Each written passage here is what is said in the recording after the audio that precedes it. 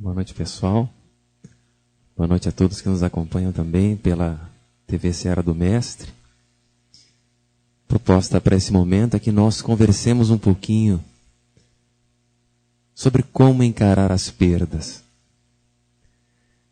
Lidar com as perdas é uma tarefa muito difícil. Vocês também acham isso, pessoal? Não é uma tarefa fácil, né? Por vezes pensamos que é uma tarefa impossível, ou praticamente impossível. Tudo aquilo que nós sentimos como perda, tudo aquilo que nós entendemos, encaramos como perda, gera um impacto imenso nas nossas emoções.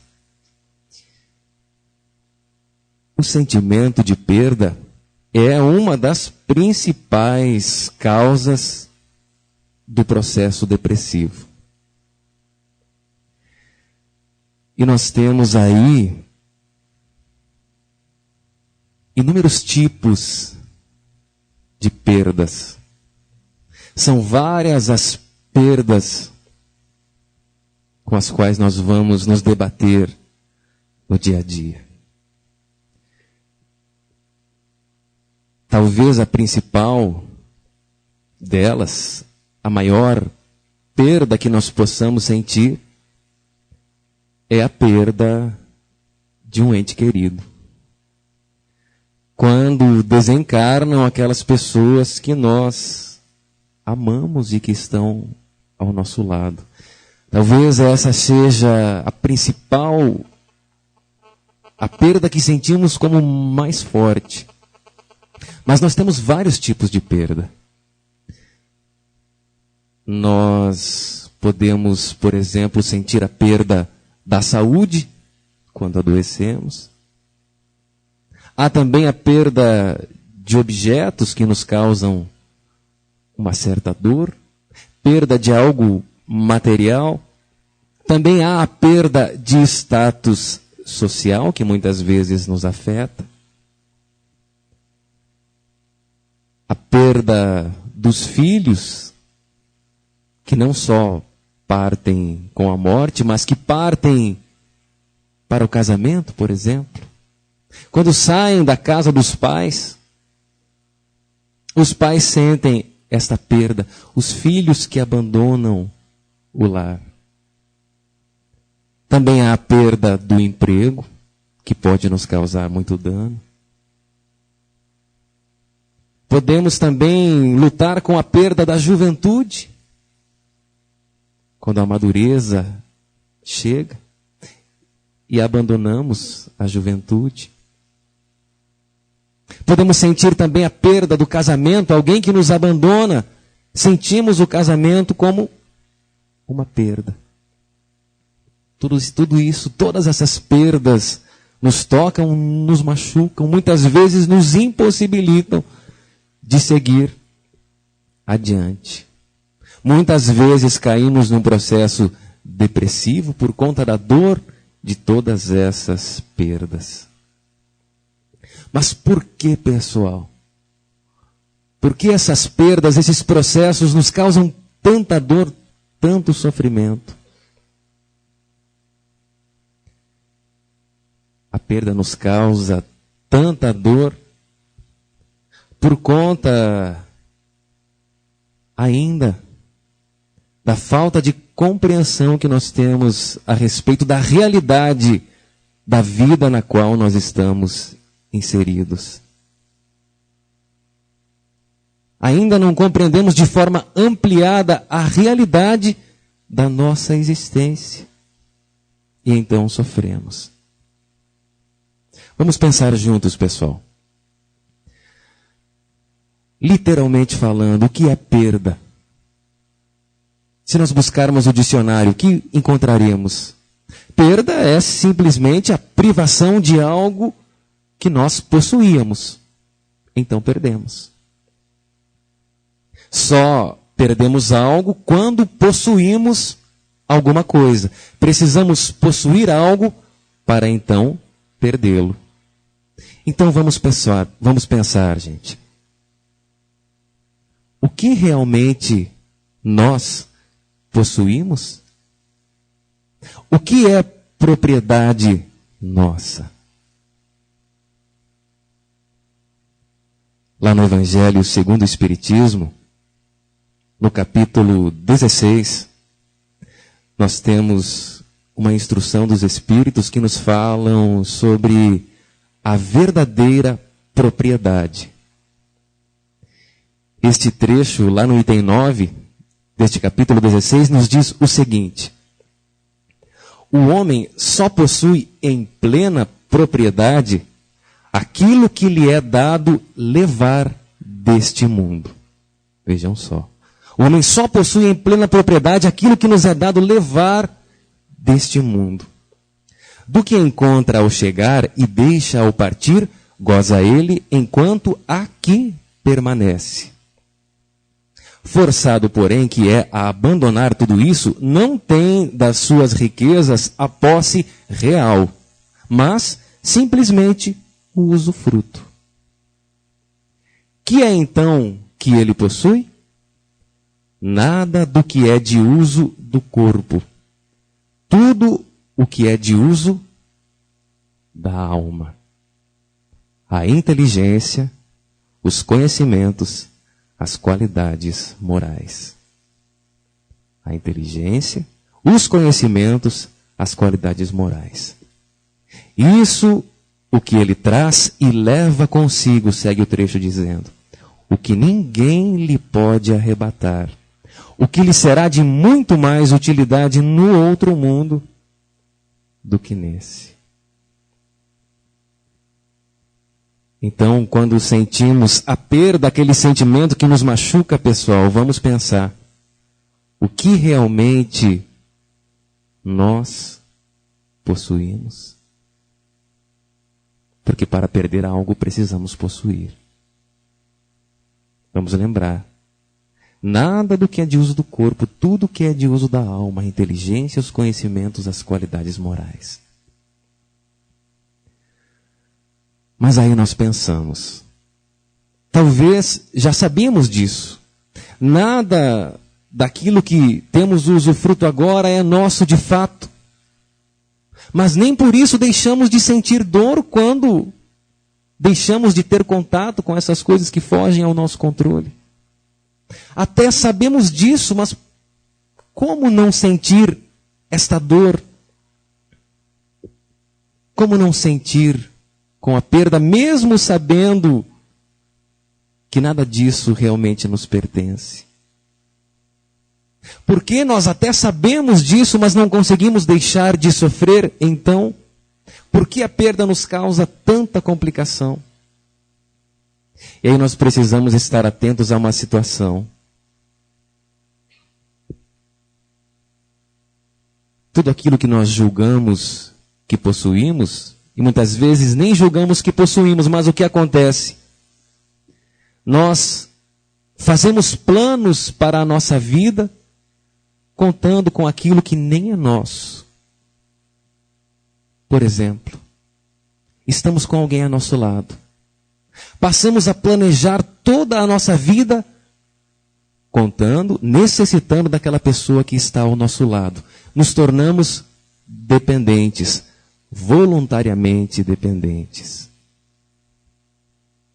Quando aquele alguém que julgamos necessário, aquele alguém com o qual nós traçamos inúmeros planos nos abandona, nós ficamos completamente sem rumo. Sabemos que não era nosso, mas ficamos sem chão. Então, qual é o problema? Não é a separação, é todo o planejamento de vida que fizemos contando com aquilo ao nosso lado. Nos programamos para sermos dependentes. Esquecemos de nos programar para sermos autossuficientes. Planejamos toda a nossa vida contando com o nosso automóvel. Não somos nada sem o nosso automóvel. De repente, alguém bate no nosso veículo e estamos sem carro. Entramos em desespero porque não sabemos fazer nada sem ele. Estamos dependentes do veículo. A perda nos causa sofrimento indescritível. Por quê? Porque nos planejamos sendo dependentes deste veículo. E esta é a situação crucial deste processo, que julgamos como perda. Nos tornamos voluntariamente dependentes de coisas, de objetos materiais, de pessoas, e não conseguimos nos separar delas. Precisamos encarar a vida sob o seu sentido real. Somos espíritos e vamos lembrar que nada daquilo que é uso do corpo nós levaremos. Vamos lembrar que somos espíritos imortais. Não deixaremos de existir com a morte do corpo. Temos uma história que nos antecede.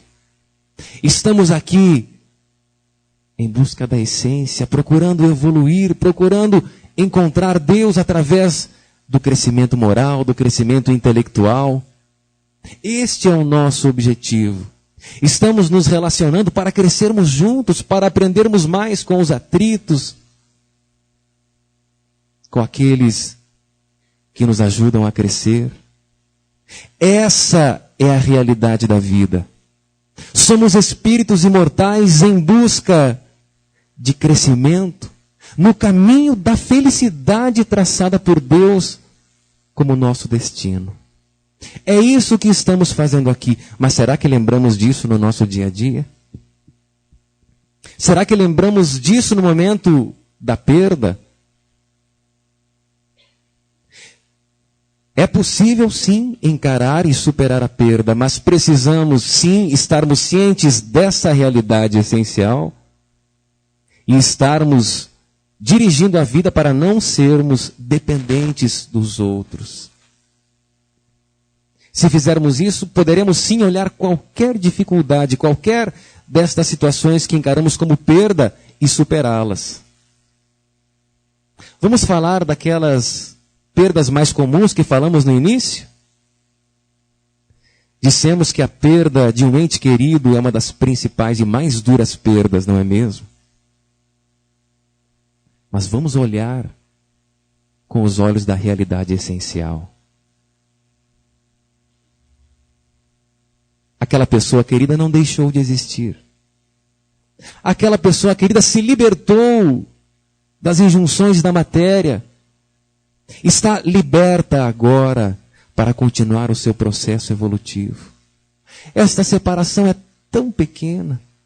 Por mais que fiquemos 30, 40, 50 anos separados, nos reencontraremos. E esses 30, 40, 50 anos, olhando da espiritualidade, é um tempo tão pequeno. Então é uma breve separação.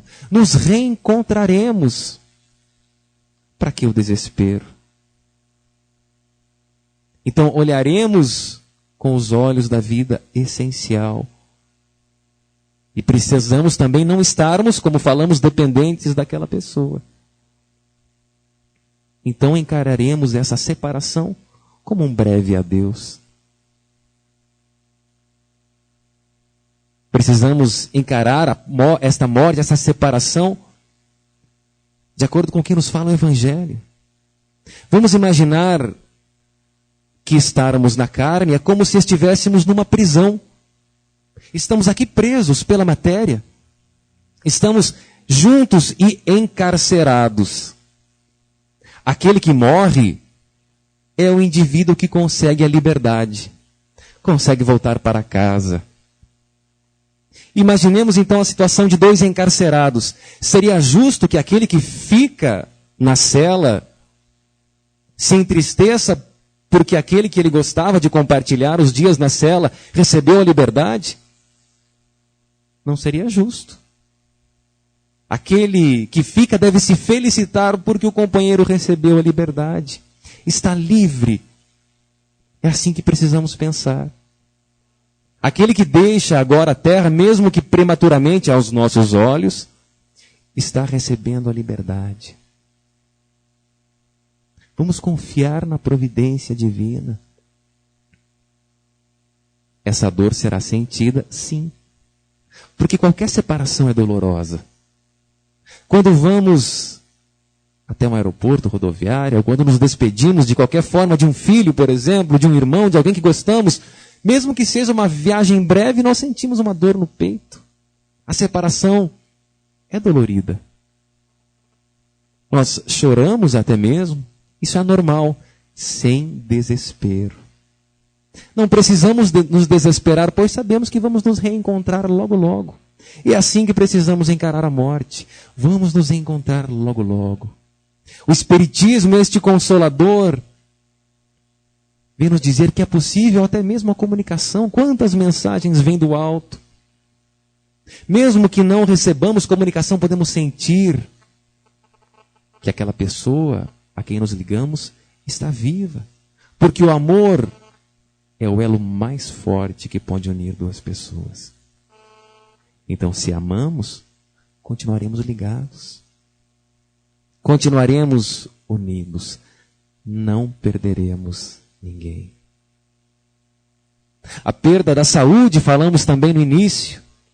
Mas se encaramos a perda da saúde sob um novo prisma, vamos ver que a saúde é, na verdade, aquele sinal nos indicando que precisamos mudar de procedência. Precisamos reajustar a nossa vida, mudar velhos hábitos nocivos que estão nos trazendo prejuízo. E graças à doença estamos nos atentando a isso.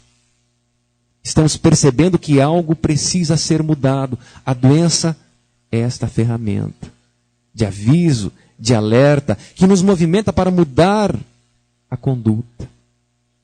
Quantas pessoas que se deparam com o câncer, por exemplo, numa determinada fase da vida, se sentem derrotadas num primeiro momento, mas começam a perceber a grandiosidade, a beleza da vida. Então isso que no momento era motivo de queda se torna uma alavanca, um impulso para que essa pessoa veja a vida com novos olhos. Veja a vida como de fato ela é, uma grande, uma imensa oportunidade. Perdemos objetos, coisas, ferramentas que nos auxiliam no dia a dia. Mas se olharmos com os olhos do Espírito, veremos que são coisas materiais, que não seguirão conosco. Perdermos algo, teremos a oportunidade de procurar algo diferente, algo novo. E aprenderemos novas coisas. Perdemos o emprego e nos desestruturamos.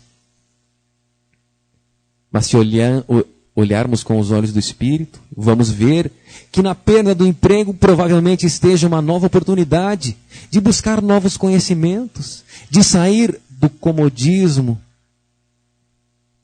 de nos movimentarmos, de crescermos em conhecimento, de abandonarmos aquela ocupação que estava dominada. Não precisávamos ir em busca de nada, estávamos em nossa zona de conforto e de repente o panorama muda. Nos parece uma perda, uma desgraça, mas com os olhos do Espírito vamos ver que era uma nova oportunidade de traçarmos novos paradigmas. Perdemos a juventude e nos sentimos tristes, porque não olhamos com os olhos do Espírito e não percebemos que a madureza é a melhor fase da vida. É onde os laços, os instintos da matéria começam a enfraquecer. E nós temos condições de sermos senhores da nossa vida. Temos toda a experiência material, a lucidez necessária para traçarmos rumos, caminhos seguros, pensando em nosso crescimento moral, intelectual e espiritual por fim. Já superamos as paixões mais agressivas.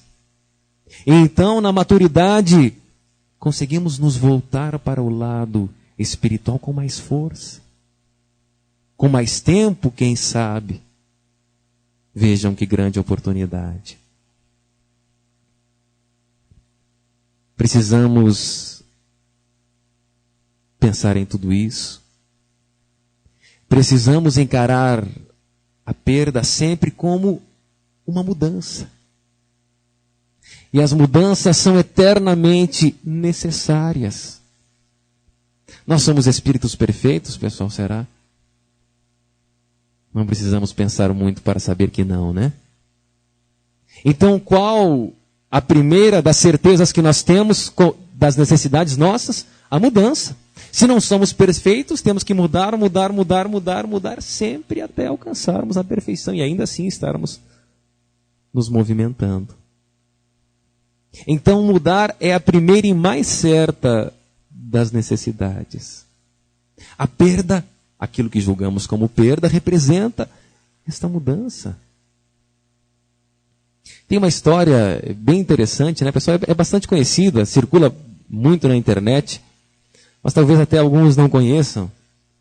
É aquela história originada no best-seller de Spencer Johnson. Quem mexeu no meu queijo, vocês conhecem, né? Mas vamos relembrar. Essa história, Quem Mexeu no Meu Queijo, fala sobre 4 personagens. Esses 4 personagens eram 2 ratinhos e 2 duendes. Eles viviam em um labirinto. Era lá que eles moravam, nesse labirinto. E eles corriam pelo labirinto à procura do seu tipo de queijo favorito. Todos eles, os ratinhos e os duendes, 2 de cada, buscavam seus métodos para ir em busca do queijo. Os ratinhos um pouco mais, com um raciocínio um pouco mais primitivo, se utilizavam do faro para tentar localizar o queijo e saíam correndo em busca do queijo. Os 2 duendes, com uma mente já com processos mais elaborados, mais refinados, né? Iam observando melhor as coisas à sua volta, se tornava uma busca mais interessante. Mas o fato é que todos eles encontraram o seu tipo de queijo favorito lá no posto de queijo C. Encontraram o seu queijo. Toda manhã, bem cedinho, os 2 ratinhos corriam rapidinho pelo labirinto em direção ao posto de queijo C. Os duendes, cada dia acordavam um pouquinho mais tarde. Andavam sem pressa para o posto de queijo, afinal eles sabiam onde o queijo estava, sabiam o caminho para chegar até o seu queijo, então iam sem pressa. Sentiam-se seguros, sentiam-se tão à vontade, os 2 duendes, que nem percebiam as mudanças que estavam acontecendo ao seu redor. Os ratinhos sempre se preocupavam em inspecionar a área para ver se alguma coisa estava diferente, se algo estava mudando. Os ratinhos sempre estavam com o seu par de tênis de corrida no pescoço, prontos para qualquer situação, né? Os 2 duendes, com o passar do tempo, foram tirando os tênis de corrida. Com o passar dos dias, eles iam para o posto de queijo de pé no chão mesmo, não se preocupavam com mais nada. Certa manhã, os ratinhos chegaram ao posto de queijo e perceberam uma coisa terrível, né? Não havia queijo nenhum no posto de queijo C. Eles não se surpreenderam. Como eles examinavam constantemente o posto de queijo, perceberam que algo estava acontecendo, perceberam que o estoque estava diminuindo. Então constataram que não havia queijo e imediatamente calçaram os seus tênis, que estavam no pescoço, e saíram correndo à busca de novos queijos. Isso era bem cedo, porque os ratinhos corriam, né? Os duendes chegaram mais tarde, de pés descalços, olharam o posto de queijo e se surpreenderam. Ficaram aterrorizados. Quem mexeu no meu queijo, diziam os duendes. Isso não é justo, não pode ser verdade. Imaginem só se amanhã, dia seguinte, não houver mais queijo. Nós fizemos planos contando com este queijo para amanhã. O que vai ser de nós? Quem mexeu no nosso queijo? Isso não é justo. Então os duendes se lamentavam pelo queijo perdido e os ratinhos correndo em busca de um novo posto de queijo. Os duendes voltaram no dia seguinte ao mesmo posto, perceberam que não havia nada ainda. Por que fizeram isso comigo?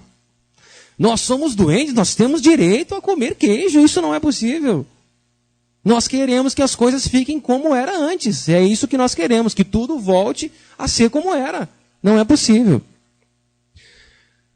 Um dos duendes, intrigado com a ausência dos ratos que não estavam ali compartilhando do seu pensamento, ficou pensando, né, onde teriam ido esses ratinhos? Será que saíram à procura de queijo? E aquilo ficou martelando na sua cabeça. Os ratinhos que estavam correndo só pensavam em encontrar um novo poço de queijo. Não demorou e logo encontraram o maior depósito de queijo que já havia sido visto por aí.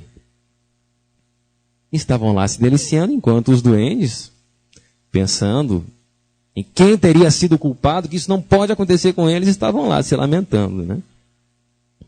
Só que um deles começou a pensar, será que se ele saísse da sua casa ali, se aventurasse ao longo do labirinto em busca, quem sabe, de um novo queijo, será que isso não poderia dar certo?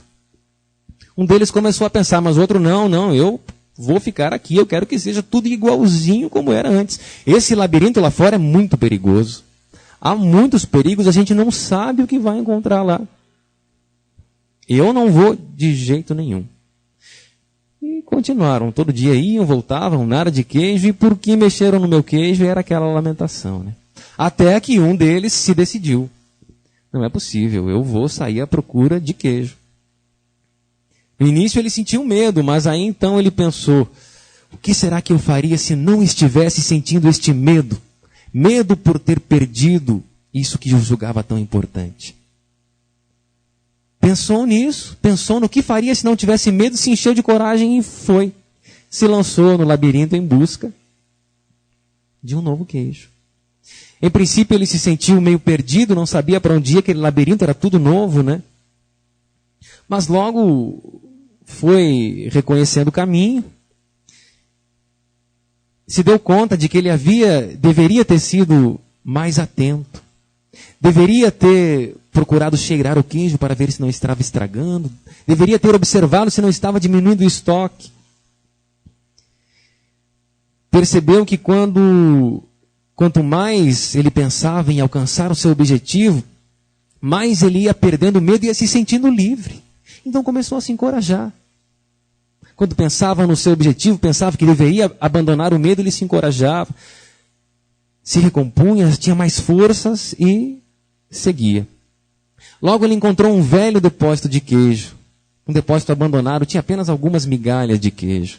Mas ele recolheu aquelas migalhas, pôde se reabastecer um pouco, guardou alguns pedaços de queijo no bolso para a viagem e resolveu, mas eu vou voltar para chamar o meu amigo que ficou lá se lamentando. Então, ele voltou, encontrou o amigo ainda se lamentando, disse que havia novas possibilidades, ele havia encontrado migalhas de queijo novo, ofereceu para que ele viesse junto, ele não quis experimentar. Não, queijo novo, eu acho que eu não vou gostar de queijo novo. Eu quero o meu queijo velho, eu não quero nem experimentar esse queijo novo. Novas possibilidades, não. Eu era tão feliz com o meu queijinho velho. Eu vou continuar aqui esperando que tudo seja como era antes. O outro ratinho não pôde fazer muita coisa, né? Voltou à sua busca. Até que finalmente encontrou aquele enorme depósito de queijo. Percebeu que os ratinhos já estavam lá há muito tempo se deliciando com aquele queijo, né? Então, da próxima vez, ele prometeu para si mesmo que não ia esperar tanto tempo hesitando. Prometeu para si mesmo que no momento da perda não iria perder tempo pensando que deveria ser tudo como era antes. Não ficaria mais com medo de encontrar novas possibilidades. Seria mais atento para não ser tão dependente daquele queijo. Ficaria mais atento observando que o estoque estava diminuindo. Desde então ele passou a percorrer sempre o labirinto para conhecer as possibilidades do local, para ver se algo mudava. Porque ele sabia que a sua zona de conforto poderia lhe trazer prejuízos. Ele não se permitia mais estar acomodado. Ele sabia que era mais segurança para ele conhecer o caminho, conhecer o que havia ali fora, saber que há novas possibilidades. Ele se sentia mais seguro, mais confiante, mais autossuficiente. Porque sabia que se algo acontecesse, ele tinha uma ferramenta na mão. Tinha uma nova possibilidade.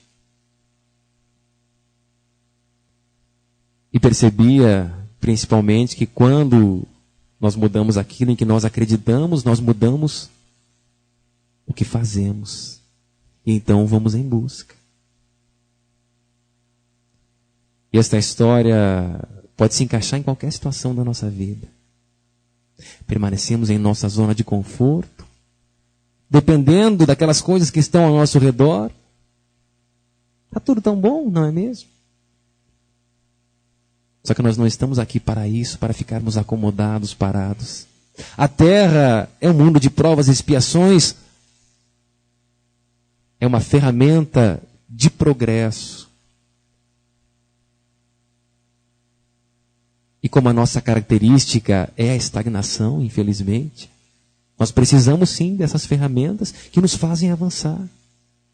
Por isso perdemos aquilo que julgamos possuir, para que nos movimentemos em direção a Deus, o nosso Criador.